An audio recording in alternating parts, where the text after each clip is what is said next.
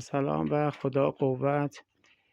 بنده امیر آریان هستم، کارشناس پرستاری، کارشناس ارشد پرستاری توانبخشی و بازتوانی از فارغ التحصیل از دانشگاه تهران با 25 سال سابقه کار فعالیت در زمینه حرفه پرستاری در بخش‌های گوناگون و در حیطه آموزش.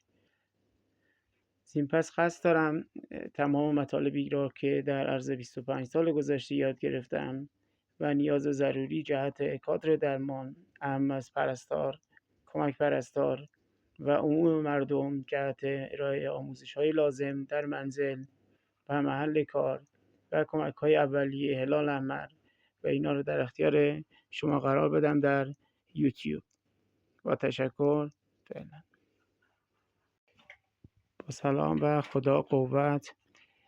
بنده امیر آریان هستم، کارشناس پرستاری، کارشناس ارشد پرستاری توانبخشی و بازتوانی از فارغ التحصیل از دانشگاه تهران با 25 سال سابقه کار فعالیت در زمینه حرفه پرستاری در بخش‌های گوناگون و در حیطه آموزش.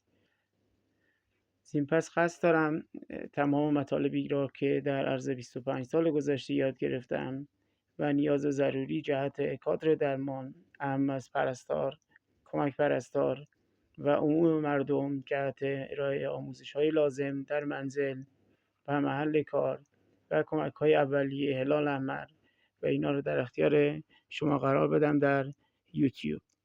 با تشکر. فعلا. با سلام و خدا قوت. بنده امیر آریان هستم، کارشناس پرستاری، کارشناس ارشد پرستاری توانبخشی و بازتوانی از فارغ التحصیل از دانشگاه تهران با 25 سال سابقه کار فعالیت در زمینه حرفه پرستاری در بخش‌های گوناگون و در حیطه آموزش. زین پس قصد دارم تمام مطالبی را که در عرض 25 سال گذشته یاد گرفتم و نیاز ضروری جهت کادر درمان، اهم از پرستار، کمک پرستار و عموم مردم جهت ارائه آموزش‌های لازم در منزل و محل کار و کمک‌های اولیه هلال احمر و اینا رو در اختیار شما قرار بدم در یوتیوب. با تشکر. فعلا.